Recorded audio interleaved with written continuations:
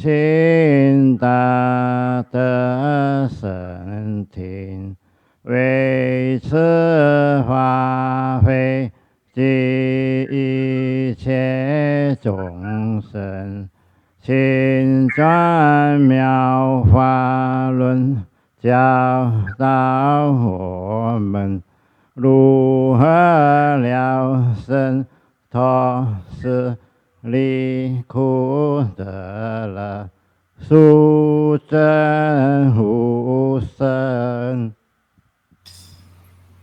With the Sangha, we great virtue out of compassion for the sake of this assembly and all living beings. Present the wonderful Dhamma will to teach us how to live suffering and attain bliss and birth and death, and quickly realize non-birth. Namo tassa bhagavato arahato samma sambuddhassa. Namo tassa bhagavato. Homage to the blessed, noble, and perfectly enlightened one. To the blessed and perfectly enlightened. Namo saranto suchedoye olahudi sanmiao sanputoshe.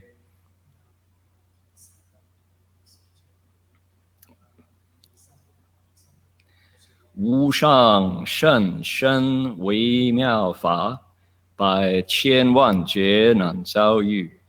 Wo jin jian wen de shou chi, yuan jie ru lai zhen shi yi. Supreme and wondrous Dharma, subtle and profound, rarely is encountered, even in billions of eons. But now we see and hear it and accept it reverently. May we truly understand the Buddha's actual meaning. Venerable Master, Dhamma friends, good evening. Welcome to our Sutra lecture tonight. Today is, in Australia, Sunday, March 24th. We're into Aries. The vernal equinox has happened in the Northern Hemisphere. And if you're in California, it's Saturday night, March 23rd, and spring has happened. So we're going to be looking into the Flower Garland Sutra, the 10 stages chapter, the 9th stage, going to be continuing. Thank you all for joining. And we've got some interesting stories to share in the process. One of those stories is my desktop. 法师 Yeah. Hi, Jerry. One of the computer has problem seeing your desktop. So can you stop sharing and restart the sharing? Yeah. See if that fixes the problem. Stop and start again. I can. Okay, there's a request to stop sharing the desktop. Stop showing screen. Okay. And share again. How is that, Jerry? Yes, it's working now. Thank you. Is that working? Yeah, we see the shark. Okay, great. What I wanted to show you was living in Australia as I do, I have an opportunity to meet with and to interact with lots of birds and lots of land critters, but I don't get into the water much. And of course, one of the wonderful parts about being in Australia and New Zealand is the fact that we're surrounded by some of the most surviving, remaining, pristine water environments, ecosystems, habitats.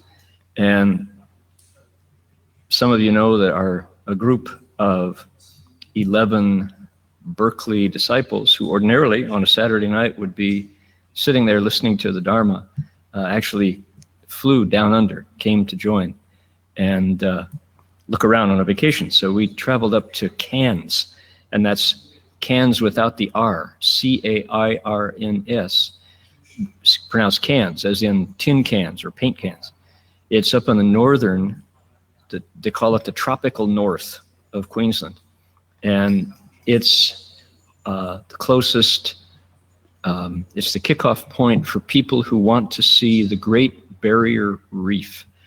And the Great Barrier Reef is one of nature's 7 wonders of the world, along with the Grand Canyon and things, and the Great Amazon River and things like that. So it's genuinely visible from space. Great Barrier Reef is part of an ecosystem. And when you go to Cairns, you're surrounded by people who come precisely because they want to explore what that's all about. And one of the funny moments of the delegation from Berkeley was from the day they got off the airplane until the last day that they were in Australia, it rained. It rained every single day. And as far as they know, Australia is just a rainy country. And of course, Australia is in the middle of a catastrophic drought. Our coast is not so bad, but just inland in Queensland, it hasn't rained for too long, and animals are dying, trees are dying. So as long as the Berkeley group was here, it was raining. So we didn't get out to the Great Barrier Reef. Instead, we went to the Cairns Aquarium. And I'll be saying more about that in a bit. But this photo on my desktop here was taken in the Cairns Aquarium with some black-tipped sharks coming by. And I'll show you some more later. Had a wonderful visit. I went back twice. Highly recommend the Cairns Aquarium next time you're in the tropical north of Australia. So we'll talk about that in a bit. So thank you all for joining. Jerry is at the controls of the computer there in Berkeley, which now just comprehending all of the electronic wizardry that's going on there. I'm coming from Queensland, where it's the next day, via GoToMeeting, this conferencing software. And that brings my sound and my image into the Berkeley Monastery computer, where Jerry transfers that to YouTube and sends it out to anybody who wants to log in live streaming. At the same time, there's a camera set up in Berkeley so that I can see all of you and everyone else can see as well. At the same time, so that's the Berkeley magical transfer that allows me to lecture with all of you from down under.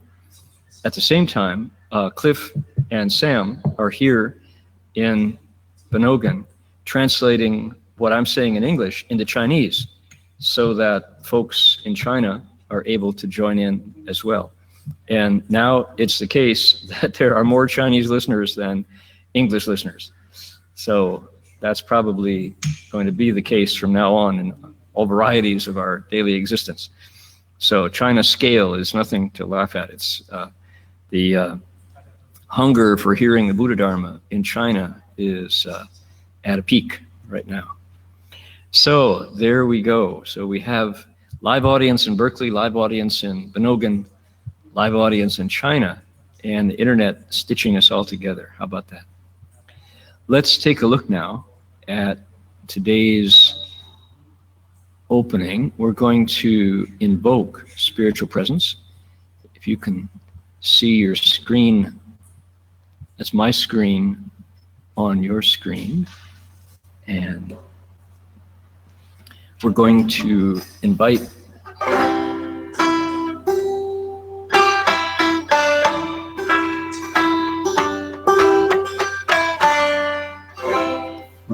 spiritual presence. Ask the Buddhas and Bodhisattvas of the Avatamsaka Assembly to draw near, to bless what we're about to do and to celebrate with us. So,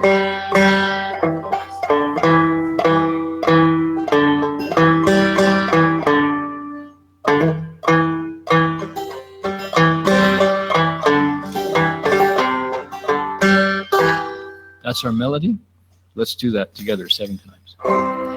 Namo Da Fang Guang Hua Yan Jing Hua Yan Hai Hui O Pu Sa Namo Da Fang Guang Hua Yan Jing Hua Yan Hai Hui O Pu Sa Namo Da Fang Guang Hua Yan Jing Hua Yan Hai O Pu Sa Namo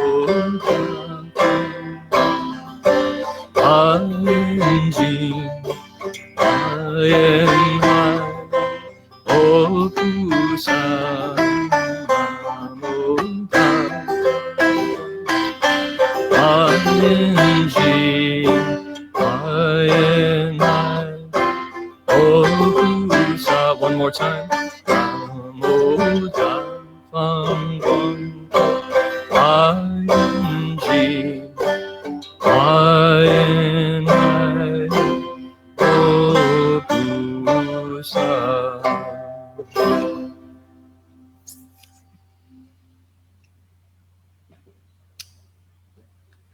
And no banjo jokes.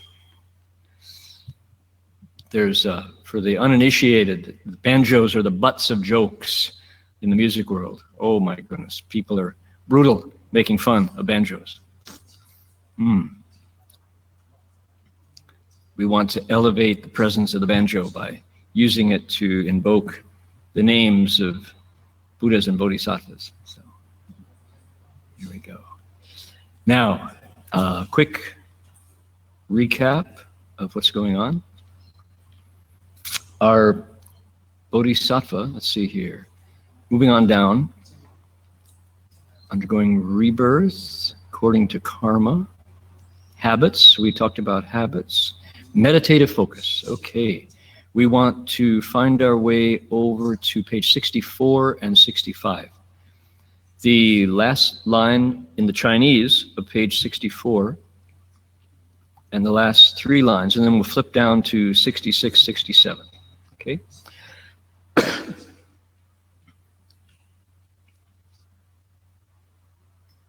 Okay. Okay, everybody find that? Maybe a little bigger so y'all can read it. There we go, all right. Now, the way we do it, just to explain a bit, the text came to us in Chinese, although it was not originally in Chinese. It was translated into Chinese, and the Chinese edition, the Chinese version, existed and flourished in China and then on to Korea, where the Avatamsaka school is still popular, also in Japan. And our teacher, Master Hua, brought it to the West and lectured, explained it every night for 9 years, if you can imagine. What a project. Every night for 9 years, twice on Saturday, twice on Sunday, no matter where he was, whether he was in California, whether he was in Seattle, in Vancouver, in Taiwan, Master Hua explained Flower Garland Sutra. And so for that reason, we've got it now in English. And it's a work in progress. To say we've completely understood the Avatamsaka Sutra, that's certainly not the case, especially where we are, the ninth stage. This is profound. This is deep stuff. It's the high peaks of the Bodhisattva path, surpassed only by the 10th stage, which is ahead of us. We'll get there before long. And that is called the stage of the Dharma cloud, the stage of the cloud of Dharma. And it's vast and deep and wonderful. So stick with us and we'll take you to the 10th stage as well. Right now we're in the 9th stage. And because we honor the source in Chinese, and also so that we can have a better opportunity, better chance at actually understanding what's going on here, We want to keep the Chinese in front of us. We want to let those sounds into our ears, let those vibrations into our consciousness, into the stream of our awareness, and then evolve our English translation, which is, as I say, it's a big effort, and we're on the road to understanding. Certainly we are not there yet. So that's why we read the Chinese as well. Plus, Mandarin is a global language, and it doesn't hurt to hear some of these sounds coming out of our own mouths and listen to them with our own ears. It's kind of fun to see how these sounds taste as we recite them, right? So those of you who can recite the Chinese characters correctly, there they are. We've given you two pronunciation methods. One at the side of every character. Y'all see, you look at each character, there are these little diacritic marks here, symbols for pronunciation. That's called 国音字母, also known as 波波摩佛, the first four sounds of that system. And so if you can read them, plus the tone mark at the side, then read those. If you, like most of the people in the world, want to pronounce them the way, use the system that the Chinese themselves use, then below each character, we have Hanyu Pinyin, the spelling system for Chinese, Hanyu Pinyin, which is ABCs with a tone mark. Yo, zhi, zhong, sheng, like that. So that's what we do, and that's why we start out every lecture with a recitation of the Chinese. Okay? And these are the words of the Buddha, so I'm going to put my palms together before I begin. Invite you to do the same if you would care to do so. It's a little too big for there we go, that's just right. Okay, here we go, ready? Let's do it together, all right? 右之众生正定，邪定不定相。所谓正见正定相，邪见邪定相，二俱不定相，五逆邪定相，五根正定相，二俱不定相，八邪邪定相，正性正定相，更不作二俱离不定相，身着邪法邪定相，习行圣道正定相，二俱舍不定相。How'd you do? Is that your tongue feel like you twisted it around? Tongue twister? Okay.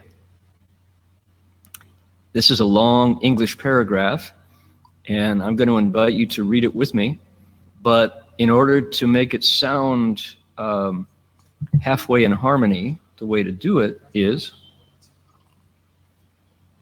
pay attention to the punctuation and also to the white spaces. This is one of the few opportunities this week that you have had to read together in unison with people, right? Nobody invites us to do that. We sing the national anthem, oh, say, can you see? We do that. We used to put our hand over our heart and say, I pledge allegiance to the flag, right? We don't do that very much anymore. So there's not much of a chance to hear your voice in chorus with other voices. So when we recite the Buddha's words in a sutra text, it's a rare and special opportunity. It sounds really good when you hit that harmony place of unison, okay? So the secret is to watch the white spaces, because that's where we breathe. The comma is where we breathe. The semicolon, the colon has a different breath. The period has a different breath, okay? And If we listen at the same time we speak, we're going to have a sound that will carry with us tomorrow. People can be with their heads on the pillow and still hearing the sound of the sutra kind of in their bloodstream. It's a wonderful state.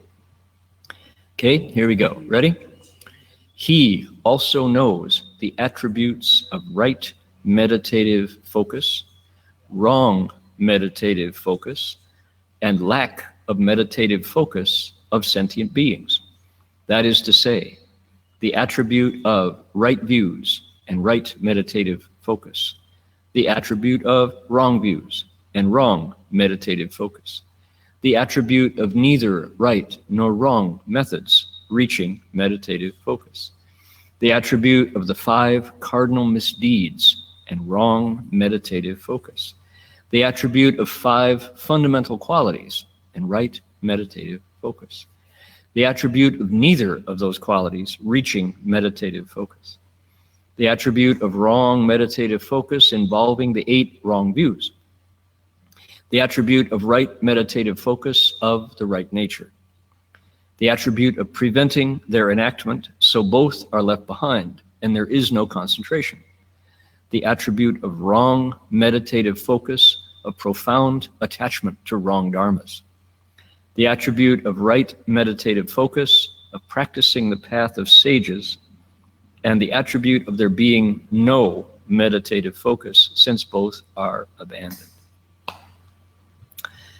Phew, that's a big bite, isn't it? Okay. Here's, okay,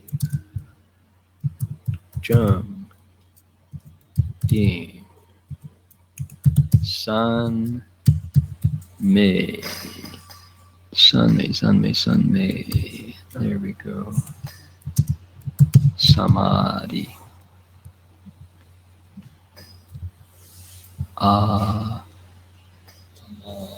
the 8, Samadhi, okay.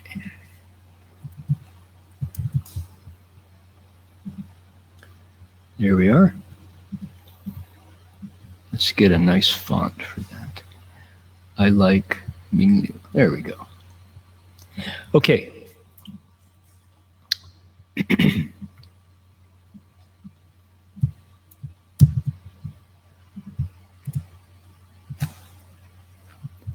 Ding. The English pronunciation, or if you want to pronounce that in Chinese, it's ding, that character. And ding means to fix, to settle, to resolve, 决定了. After it's ding, there's nothing, it's done. It's in focus. So, here we go, to settle, to fix, to decide, to concentrate, or, now that's as a verb, right? Those are verbs. But what about noun? Concentration, settlement, decision, and focus. So we chose, in the past, our translation team would immediately say concentration. And only recently have meditators and meditation teachers spoken up and said, you know, when I tell my meditation students to concentrate, and this is concentration, they tighten up. They kind of pull in. Meditation doesn't require us to pull in or to tighten up. the opposite, in fact. We need to completely relax and let go anywhere in the body that we're holding tight, because the energy will not penetrate there. And it will be painful or obstructed, blocked. So can we find a better word than concentration for this word, which can mean meditative focus? Focus is effortless, but it's in focus. Think of a camera lens, right? You're your phone. Here we go. Here's the camera that most people carry around, right? Is this guy. And have you learned how to focus your smartphone camera? You tap, hold it briefly, hold your finger there, and suddenly it's sharp. Before, the camera was hunting around for the brightest place to focus. But when you tap it, you say, there, and suddenly, sharp, okay? Effortless, not tight, but focused. Better word to describe what our bodhisattva is advising us now. Okay, I didn't do the recap that I said I was going to do. We are looking at the bodhisattva's training course. Bodhisattva is an awakened being. He is, or she, either one, it's gender non-specific. She is awakened, no longer asleep with her eyes open, the way the Buddha described most of it. And bodhisattvas travel on two things, practices and vows. Vow is a wish to wake up. I'm going to wake up, and I'm going to do it by removing all of the things that obstruct me from awakening in my own life. My desires, my attachments, my confusion, my emotions. I'm going to transform those things and get to their root, get to their source in my own mind, because that's how I learn how to wake up and how to wake others up. Practices, the second thing that makes bodhisattvas special, are all the different ways that they employ in order to do that. And if you think about our prince, right? Prince Siddhartha, the founder of Buddhism, our fundamental teacher, he was a prince in a palace, saw the inevitability of old age, sickness, and death connected, that was coming to him, and like Huckleberry Finn, lit out for the territory. He went over the fence and out into the bush.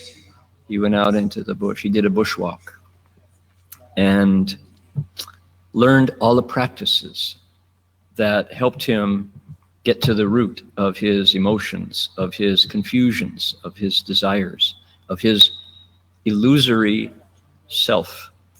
Practices was what he learned for 6 years there in the forest in India. So, okay, bodhisattvas travel by practices and vows. The number one vow is the Bodhi resolve. I'm going to wake up so I can wake others up. I'm going to Buddhahood, that's my potential, and I have to deal with every single one of my confused living beings in my mind in order to do it. How am I going to do it? Many practices. Key, central, essential to those practices is meditation. Oh boy, isn't it? We kind of think of the Buddha. You see my bodhisattva sitting behind me here?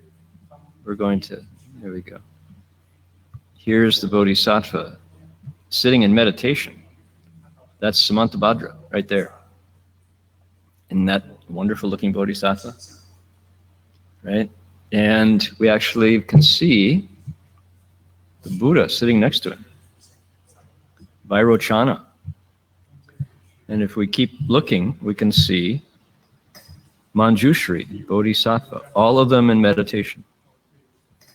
Doing what? Zhengding. Zhengding. What our Bodhisattva is learning right now. Zhengding. Okay? So we associate Buddhism per se, the entire experience of Buddhist practice, with meditation a lot, at least the way we heard it from Master Hua. So let's look at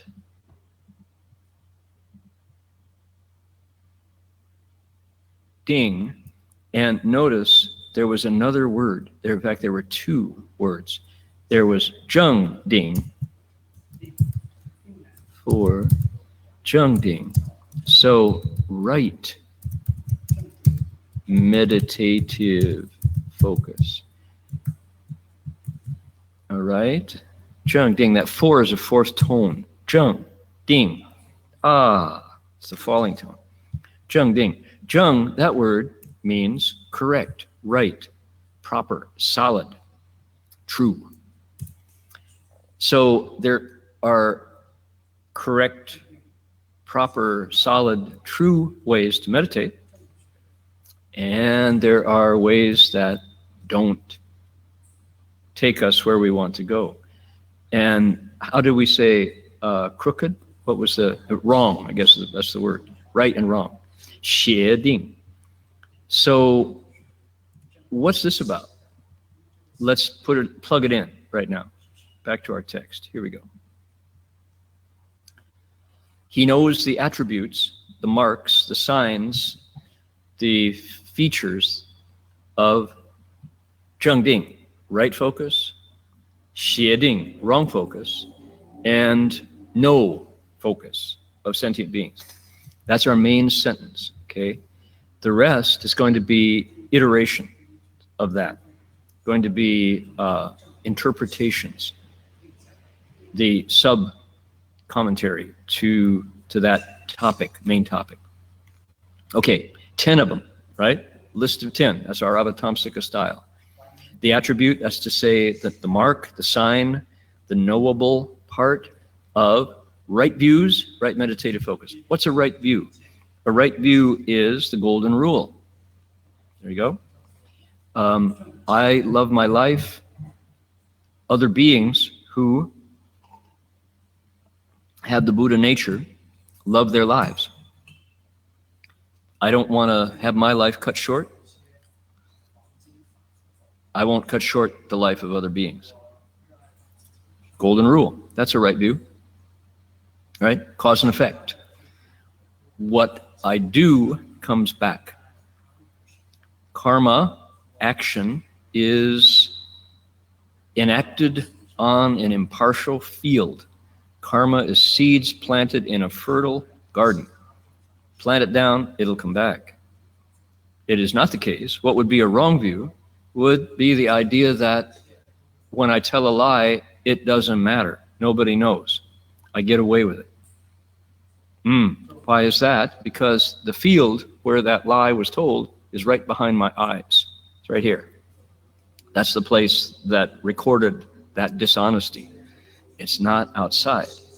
So the energy created by a lie is like dropping a rock into a pond. The ripples go out.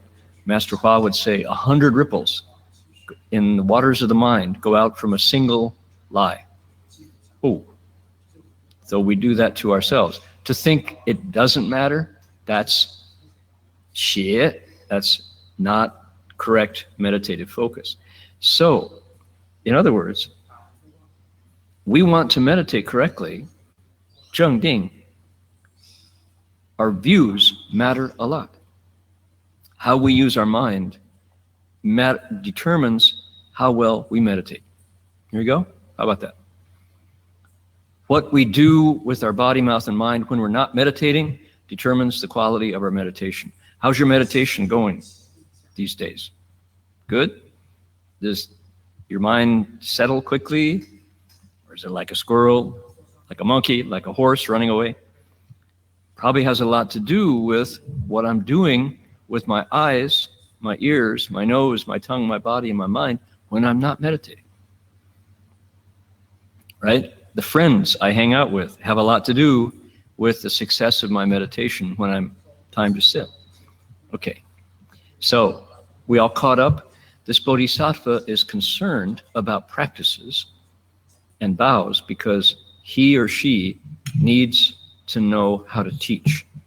He's going to have a chance to teach all kinds of living beings. He wants to do it well, correctly, so his meditation needs to help him. Okay? The attribute of wrong views and wrong meditative focus. If you have xie jian, wrong views, cause and effect doesn't matter. I'm not responsible in the end. Let go and let God. That's, from the point of view of cause and effect, that's not going to help me, right? That's not going to help me meditate better. So that's wrong views and wrong meditative focus. Neither right nor wrong methods reaching meditative focus.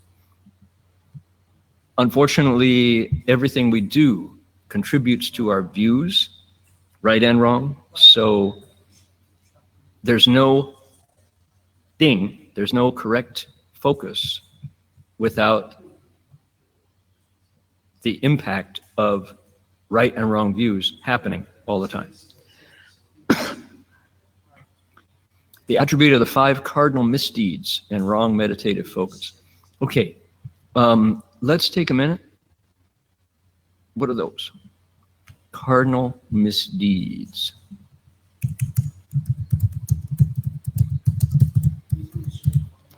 This, by the way, has nothing to do with bright red birds landing in the tree outside. Not that kind of cardinal. And it's also not a comment on the leadership of the Catholic Church. Not that kind of cardinal. Cardinal here, what is it in Chinese? It's wu, wu, ni. Hello, wu ni zui, wu ni zui. Ni zui, there it is, wu ni zui. Okay, 5 cardinal misdeeds, 5 heavy errors. What are they? They're serious enough. These are, you could say, the worst things that a human can do. While you're in a human body, if you do these things, they say you cannot become a Buddha in this lifetime. You have to come back in another body and start over. So the repercussions of doing these 5 things destroy your sheng ding, your meditative focus. What are they? Killing one's father, patricide, killing one's mother, matricide,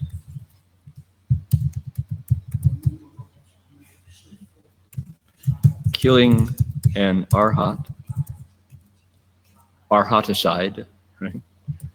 Shedding the Buddha's blood, or breaking up a wheel-turning assembly of the Sangha. Okay, so here they are. 1, 2, 3, 4, 5.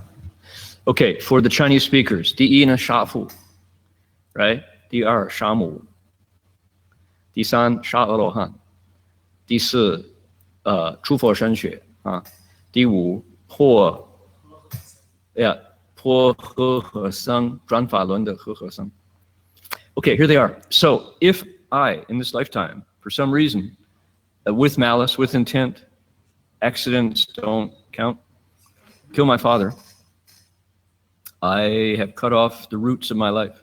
If in this life, with intention, with malice and forethought, kill my mother, I've whacked away the roots of my life. If I kill an arhat, I have destroyed the source of what's called the Fa Shen Hui Ming, my Dharma body and wisdom life. Killing an arhat, my chances of reaching wisdom are reduced, right? If I shed the Buddha's blood, causing the Buddha to stop teaching in order to recover, it's an offense that destroys my own opportunity for wisdom. And this is a real interesting one. Look at the offense of destroying the Sangha. The Sangha is the harmonious assembly that is responsible for bringing the Buddha's message to the world, right? Fa lai seng chuan, they say. The Dharma depends on the Sangha for its propagation. If I, with malice and forethought, intentionally cause monks to be unhappy with each other, cause them to fight and struggle so that their work is obstructed, that's considered one of the 5 cardinal misdeeds. That's one of the worst things you can do as a human. How about that? That last one is kind of surprising, right? Think of all the things that could happen.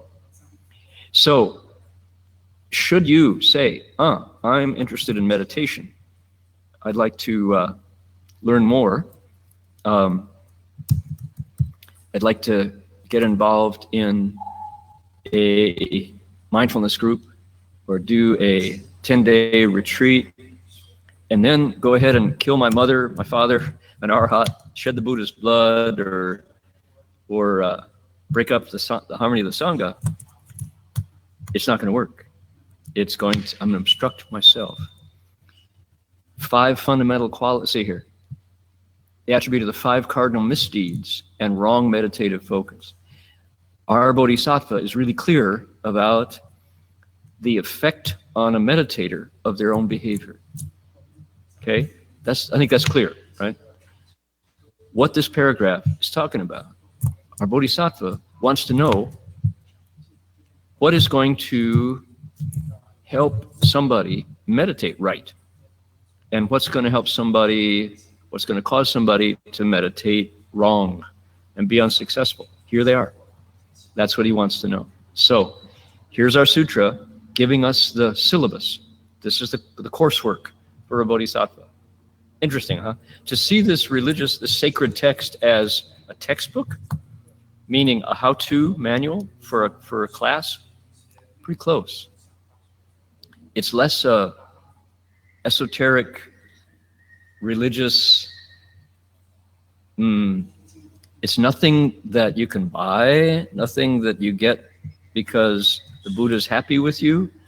None of that. It's, you want to learn how to wake up? Here's how. It's kind of technical, truly like a how-to manual, right? So, the attribute of 5 fundamental qualities and right meditative focus. The absence of the 5 cardinal misdeeds. The attribute of neither of those, reaching meditative focus. The bodhisattva wants to know how living beings are meditating and what's going on with them. The attribute of wrong meditative focus involving the 8 wrong views. Another list of wrong perspectives and ways that influences your meditation. The attribute of right meditative focus of the right nature. Methods that come naturally from within. The attribute of preventing their enactment, so both are left behind and there's no concentration. Are you a failed meditator? Are you a no good meditator? Oh man, what's going on? Bodhisattva wants to know. No concentration, no focus. The attribute of right meditative focus of profound attachment to wrong dharmas. Oh, wow.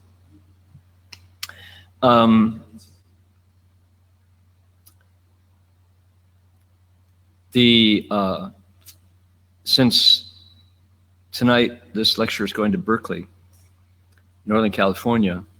California is a state with lots and lots of active religious practice. It's a state that has given birth to many, many religious groups with a whole variety of practices. And if you just notice, just pay attention periodically, regularly, you can find stories of, what would it be? Profound attachment to wrong dharmas.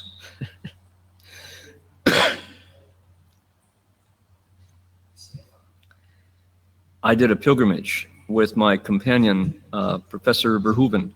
At the time, his name was Bhikshu Heng Sure. We're bowing every 3 steps. Some people could say, now there's an attachment to wrong dharmas. What do you get out of that? Right? People did every single day. So living outdoors, we didn't go indoors for 2.5 years. We saw lots of weather and ran into lots of people along the coast of California. Oh my goodness. Including, interestingly, being proselytized every single day by very well-meaning individuals who wanted to save us, wanted to bring us the good news about their Lord, right?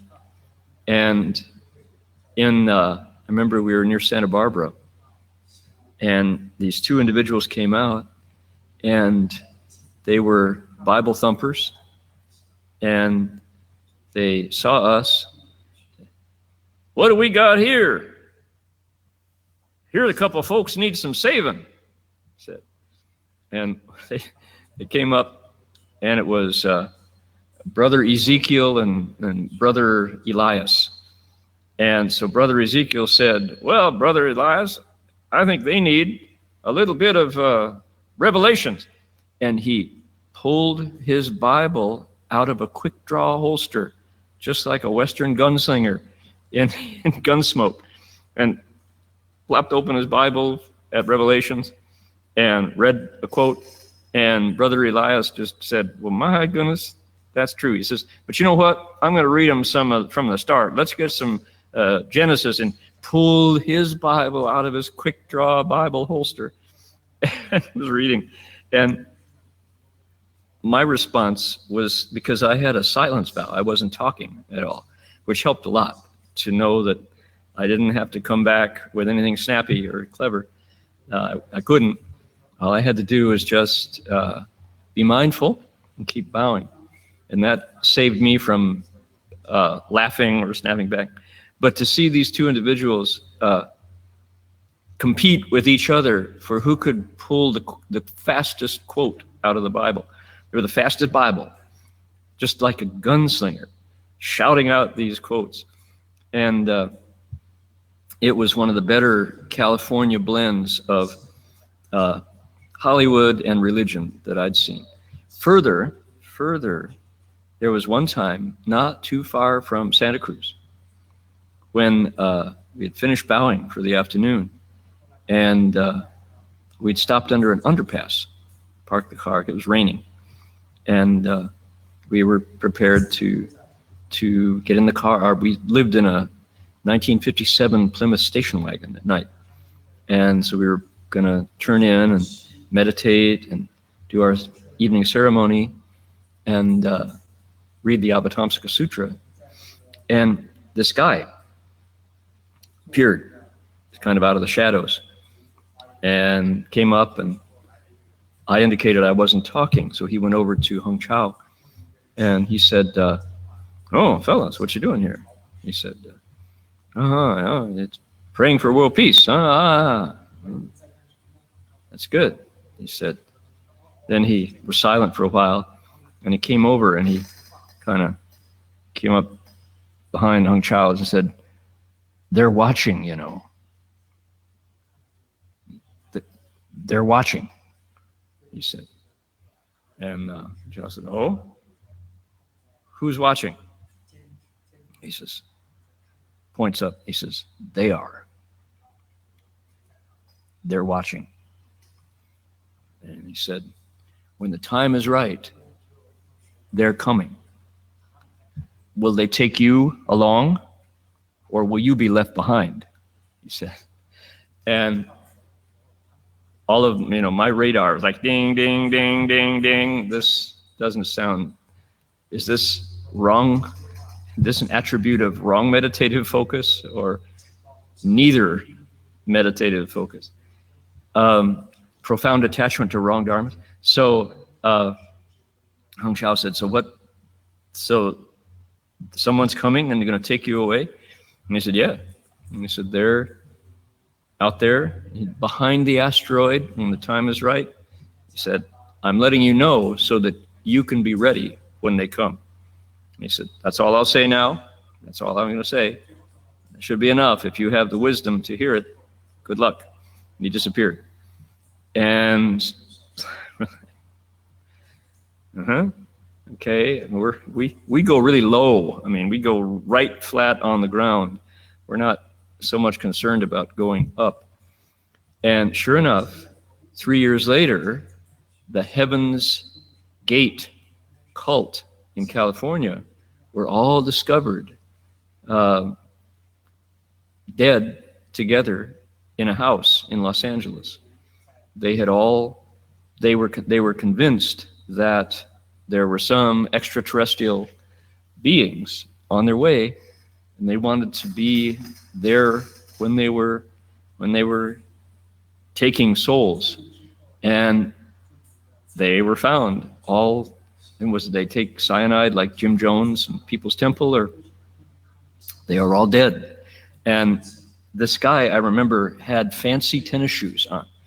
He had really fancy yellow tennis shoes, a strange garb.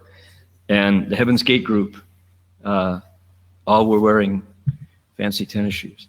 So here's the Avatamsaka saying what? Saying, our Bodhisattva is a teacher, and he wants beings to wake up. One of the best practices, the one that you can see our Bodhisattva right behind me here, is meditation. So meditation, when it goes deep, you need zheng ding. You need correct, right meditative focus. And you want to avoid xie ding, wrong meditative focus, and wu ding, no meditative focus. You want to be able to meditate well. So he needs to know all the things the mind can do to go right and to go wrong. Interesting, huh? So this is a training course. It's a textbook. It's a how-to of what the Bodhisattva is studying in order to become better at teaching. Finally, we have the attribute of right meditative focus, practicing the path of sages. How to go through the transformation of body, feelings, thoughts, the skandha of activities, and the skandha of consciousness. Transform them into wisdom. That's the path of sages.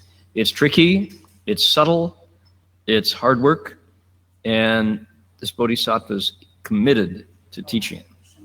And finally, the attribute of there being no meditative focus, since both are abandoned. Okay, which is to say, wrong. He's got it wrong.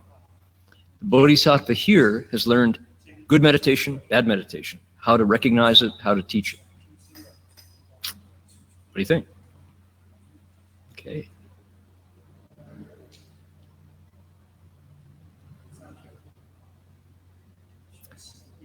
One more. 佛子菩萨随顺如是智慧，名住善慧地。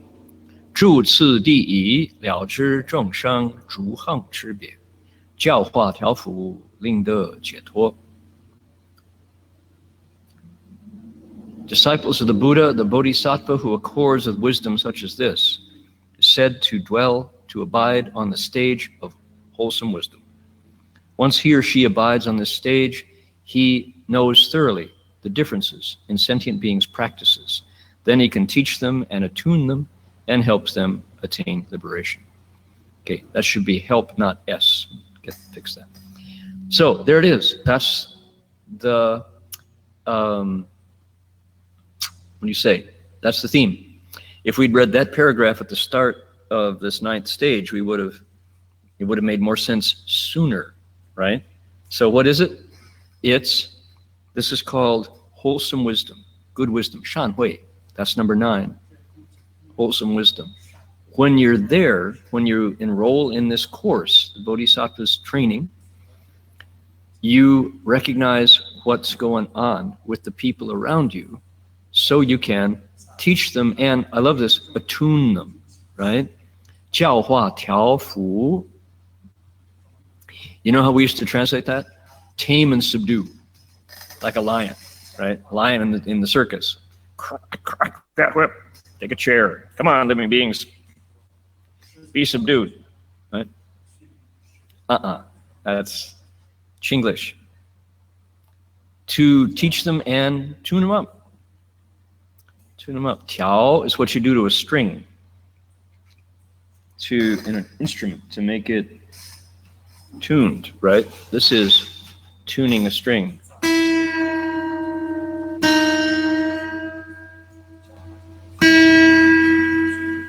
There we go.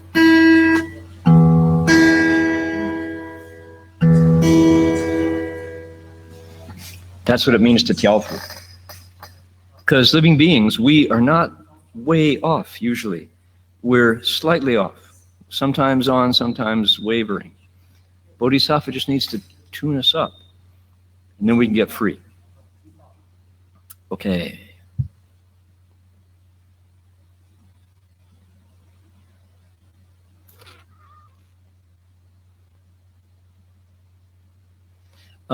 Would you all be compassionate and let me do these next 2 paragraphs? We need to move forward, or we're never going to finish. I know it's a lot of text. It's a lot of words that you've heard from me. Maybe we need a musical interlude. What do you think?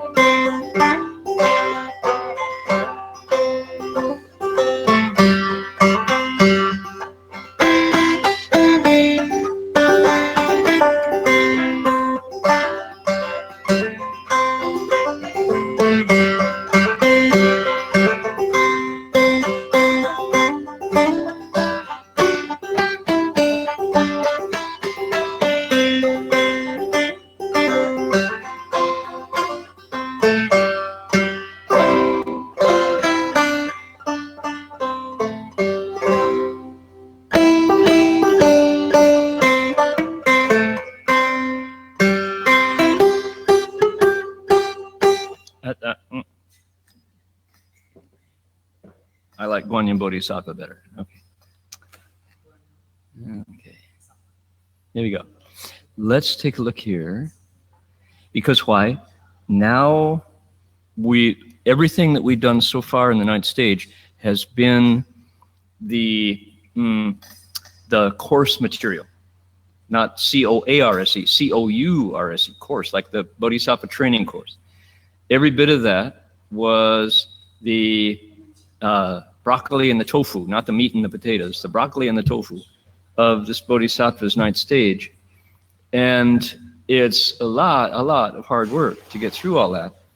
Now we're at that part of each one of the stages where the new material is revealed. Okay, this is each of the grounds, each of the stages from the 1st to the 10th has in it this new, what do you say, the real milepost, the, what's the word we're looking for? The real sign of the next phase. This is Bodhisattva's ready now to get the new instruction for the 9th stage. And what is it? We'll find out. hang in there. Ready? Okay, so I'm on page 66. 佛子慈菩萨善能演说声闻圣法，独觉圣法，菩萨圣法，如来地法，一切横处，智随行故，能随众生根性欲结，所行有异，诸具持别，一随受生烦恼眠伏诸业习气而为说法，令生信结，增益智慧，各欲其胜而得解脱。Okay, we're good. Here we go. Ready? Disciples of the Buddha. The Bodhisattva who accords with wisdom such as this is said to abide upon the stage of wholesome wisdom. Once, we read that. We read that. We'll read it again. Once she or he abides upon the stage, he knows thoroughly the difference in sentient beings' practices. Then he can teach them and attune them and help them attain liberation. Okay, next. Disciples of the Buddha. This Bodhisattva is good at proclaiming the dharmas of the vehicle of voice hearers, the dharmas of the vehicle of solitary Buddhas, the dharmas of the vehicle of Bodhisattvas, and the dharmas of the stage of the Tathagatas, the Buddhas. In all of his dharma practices, because his wisdom corresponds with these practices, he is able to speak dharma for sentient beings to match their faculties, their natures, their preferences, and understanding. He matches their differences in practice, their differing realms of rebirth, and according with the rebirths they undergo, their afflictions, their blindnesses, their fetters, and he speaks for them according with their karma and their habits. He helps them bring forth faith and understanding to increase their wisdom, so that each one individually achieves liberation in the context of their own vehicle. Okay. Often in these higher levels of the Avatamsaka, you can be reading along and feel lost, right? There's 10, a list of 10 things. We're only at 6, and I can't remember the first 3. So that's often the state, because this is subtle stuff. This is complicated. This is high level teaching, right? Then you hit a paragraph like this, and it's all immediately understandable. What is unclear about what we just read? This Bodhisattva can teach you about sages, about beings who enter nirvana, who go beyond birth and death, the dharmas of the vehicle of voice hearers, like Shravakas, the vehicle of solitary Buddhas, the vehicle, meaning practices the state of bodhisattvas, and he can even explain Buddhahood. The dharmas of the stage of the Tathagatas means how a Buddha gets there. What does he do? This bodhisattva can explain it. Can he do it? Well, he's not there yet. He can explain it for others. Okay. In everything he teaches, because his wisdom accords, he's done it. He's actually meditated. He's actually recited. He's actually done the service.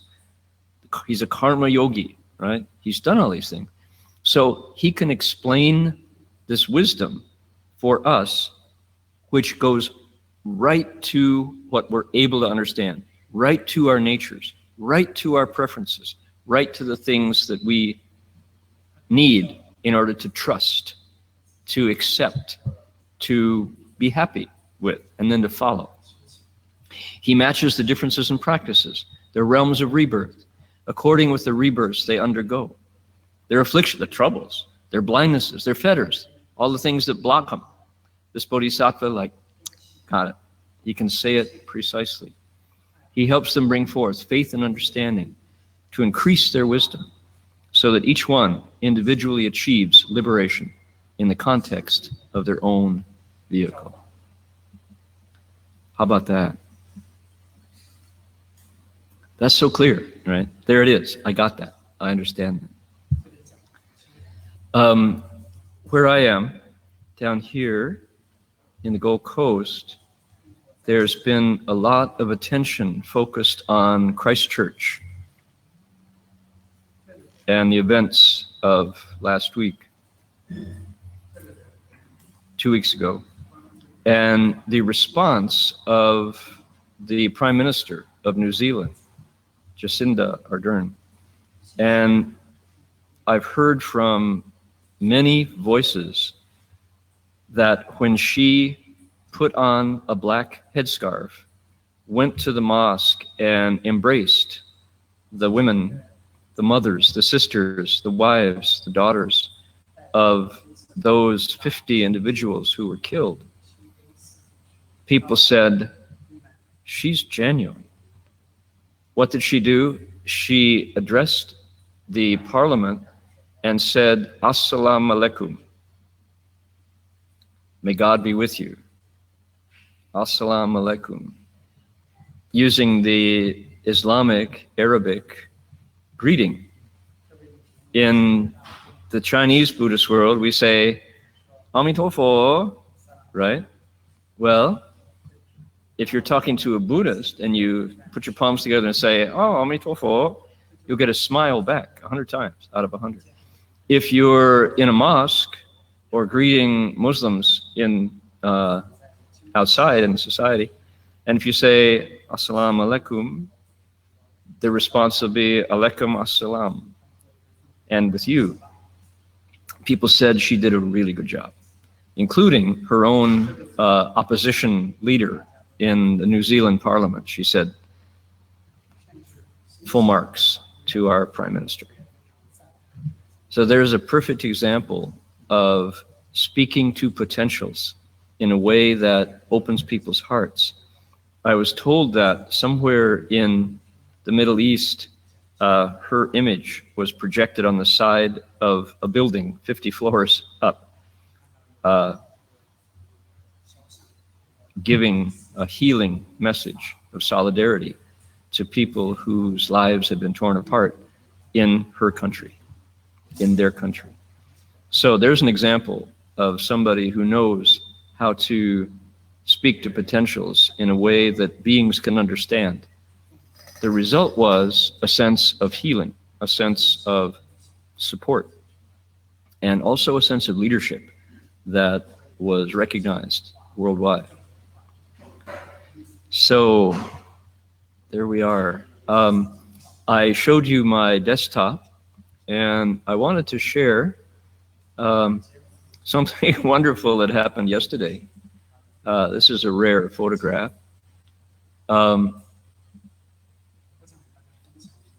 In the afternoon, I should tell you, we have a construction project going on now here at Gold Coast, and we're in the second phase of building our new facilities here, led forward by Dharma Master Jin Fu and the nuns here at the Gold Coast. And up until yesterday, when you came in the front driveway, the main gate, you saw a large Buddha image, an outdoor image, beautiful Buddha, 3 times natural, 3 times life size. Very nice, kind of an international look about the Buddha. And now all of that area has to move, and so the Buddha himself had to move. And take a look where the Buddha now lives.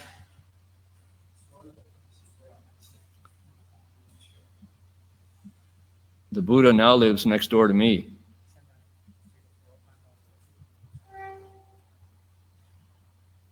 The Buddha came in a forklift and now is happily settled here in the, we can't see the image, sorry folks, I wish you could see this. You in Berkeley can see my desktop. Here in the Gold Coast we can't. So let's see. There we go. That's my new neighbor. And when I do dishes, I look out the window and here's this huge Buddha sitting right there, waiting for the construction to conclude when we'll, there we are, here's the Buddha, when we'll put him back. That's my driveway, and that's the vehicle returning there. So, my goodness, what a surprise yesterday to see a wonderful Buddha image outside my cottage here. Yesterday we had a groundbreaking, and the groundbreaking was for our, let's see here, you don't own the file, I'm right to it, okay, duplicate, there we go. Yigambe. I wanted to, I got a chance to be the Dharma host yesterday for our groundbreaking for the second phase. And it's going to be a year in construction. But I wanted to share, we all talked yesterday about, there we go.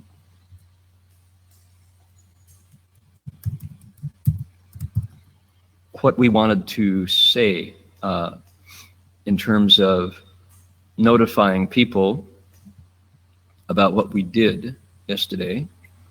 And there we go. All right. Let's see. Let's save that guy.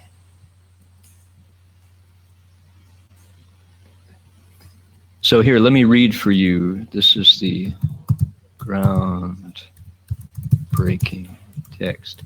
Because I think there's a story here that is worthwhile, especially in terms of our sutra and the bodhisattva, how he is being trained to teach. All right, here we go.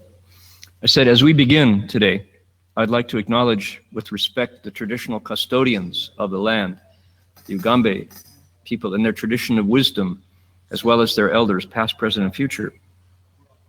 May the wisdom of the Buddha find a home in this fertile land and share in the deep conversation between nature, humanity, and all the other many nations of beings established here for millions of years. We did a formal ceremony. We offered up fruit and flowers. We invited the Buddhas, the bodhisattvas, the protecting spirits to come and bless our construction. We used shovelfuls of earth with a blessing with each one, and there we went. And then it was time to talk, and I said our community is celebrating an ongoing story. This is the groundbreaking for the second phase of construction at Gold Coast Dharma Realm here in Queensland. Our story is one of vision and of hard work. The vision includes Eastern wisdom coming west, making its home in Australia, as well as Western technology heading east, opening new frontiers to scientific thinking. Our story includes the guidance of a wise teacher combined with the industry and commitment of strong and faithful women. The visionary teacher is our founder, the late Chan Master Shren Hua.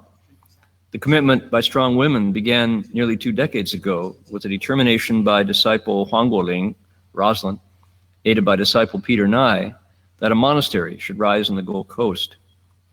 Master Hua contemplated the conditions and saw that the Mahayana nature, the Da Cheng Gen Xing, was latent here in Australia. The ground was fertile, could nurture the seeds of that vision and that commitment. Dharma Master Heng Sure was here for years and broke the soil. Dharma Master Jin Fu carried the planning through with architect Michael Chun, Dharma Masters Jin Jie, Heng Run, Heng Ming, Heng Zhe, and others who applied tireless efforts to make things run smoothly day in and day out. And we need to also mention Bruce Clark was the builder who made the vision concrete. Many hands and many hearts work in interdependent harmony for such an enterprise to succeed.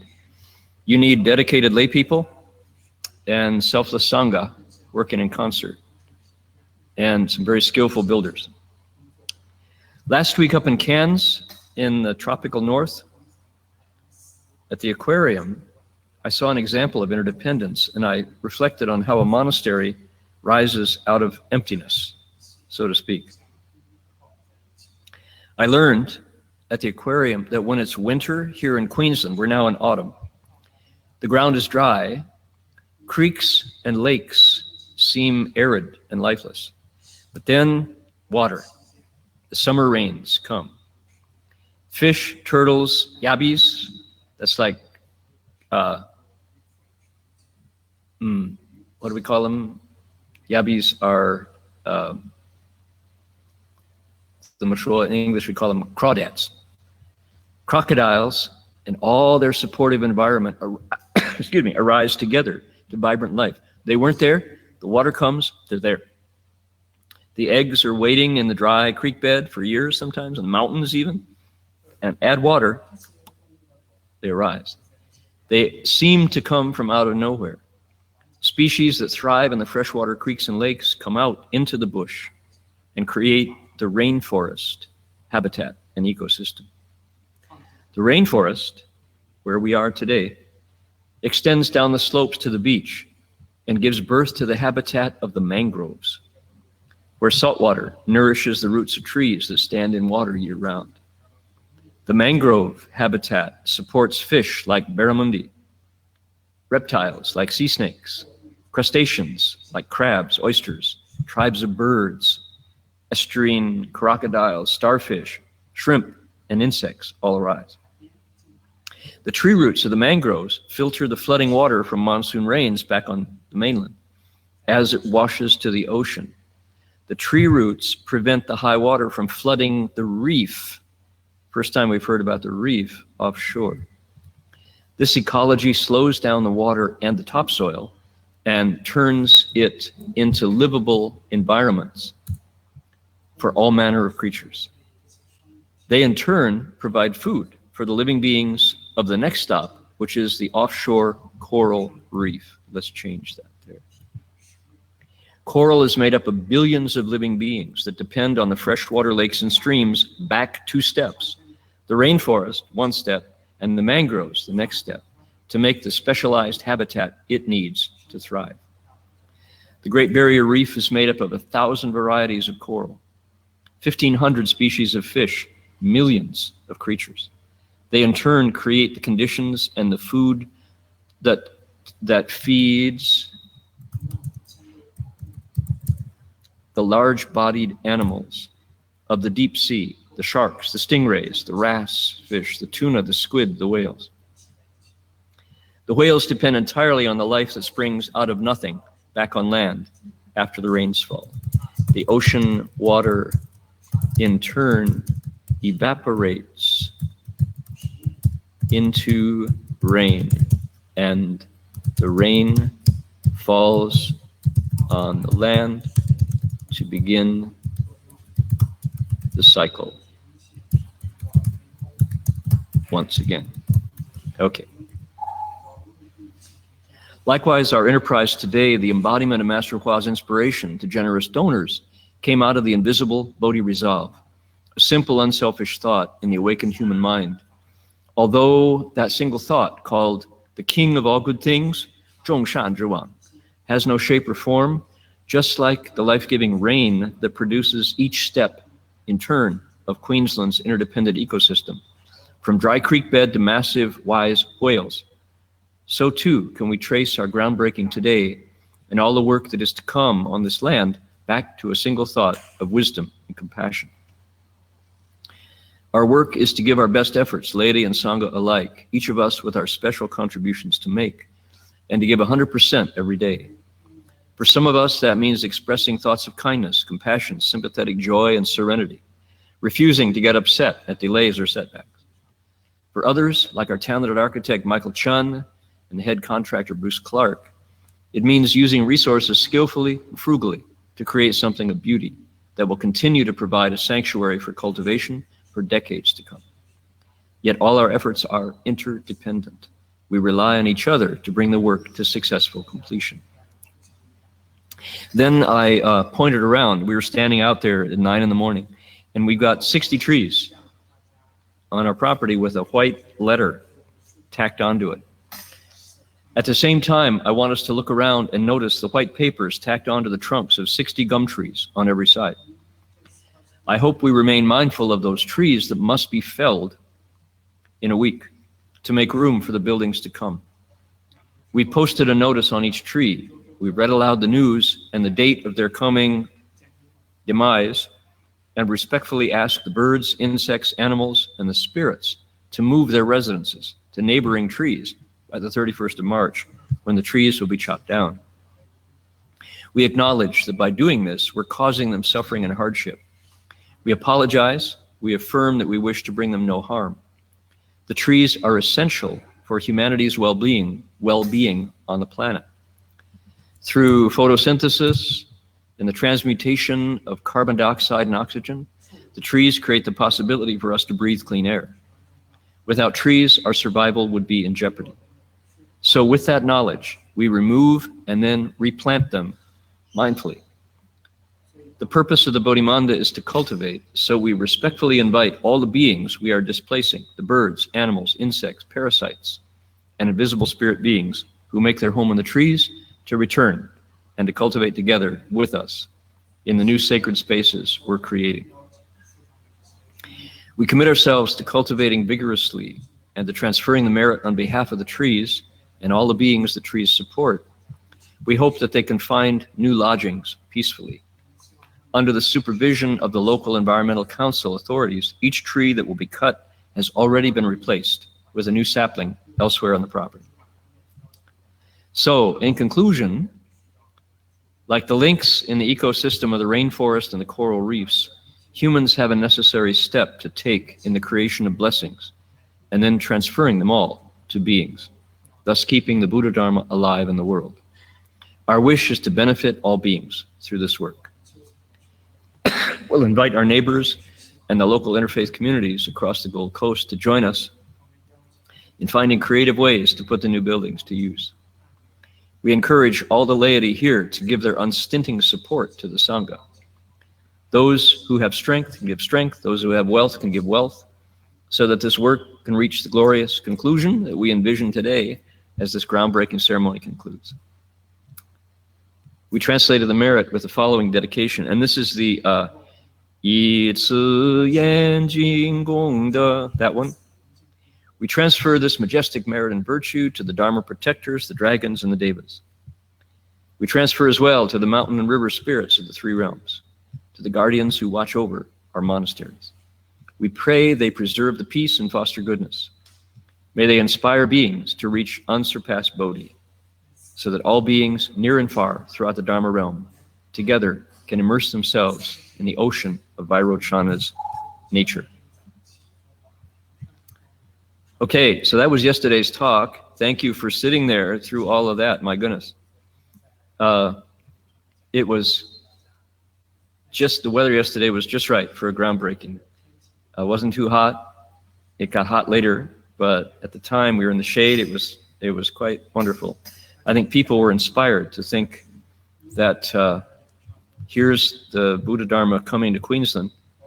And this is one of the very few places in our entire 27 monastery community where there's a Buddhist architecture. It's actually Buddhist buildings are being built. You're looking at one of them right now, right?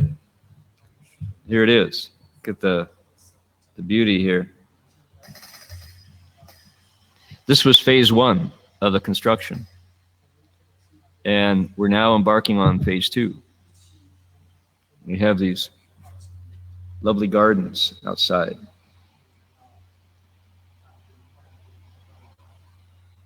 So that's what we're about. And yesterday was the symbolic, more than a symbol, the actual beginning, where we pay attention to the concrete, the relational, and the spiritual to make it all happen. Okay, let's see here. I'm going to do our transference of merit, and we're going to ask Jin Fosher to tell us what's going on. at Berkeley. So let's transfer the merit first. Here's, do you all have your songbooks there in Berkeley? So you can transfer the merit. I know that our dear friend and colleague David Rounds might be ready for some transference. If anybody would like to keep David in your thoughts, disciple Guozhou, who's been at Gold Mountain longer than I have, one of the first people I met when I got to Gold Mountain Monastery back 1973, 72.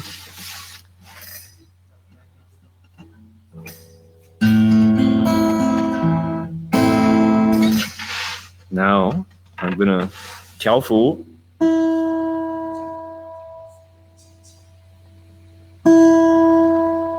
There we are.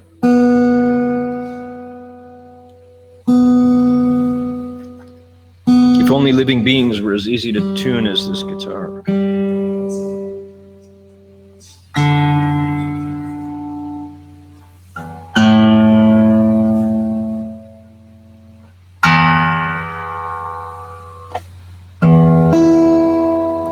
Beautiful. It's got a tuner built right in. Okay, let's make a wish. Send out that goodness wherever you would like to send it out.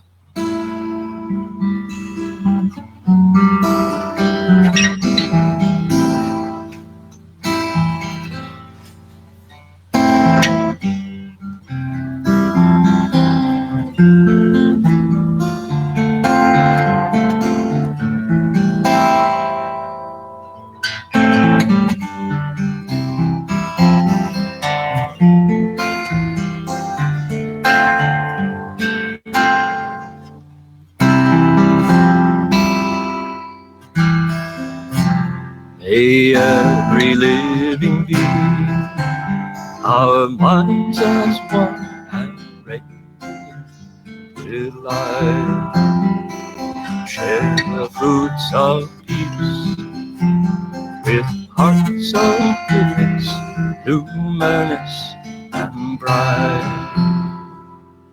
If people hear and see how hands and hearts can find in giving unity, may our minds awake to great compassion, wisdom, and to joy. May kindness find reward, may all who sorrow leave their grief and pain. May this boundless life dispel the darkness of their endless night. Because our hearts are one, this world of pain turns into paradise. May all become compassionate and wise. May all become compassionate and wise.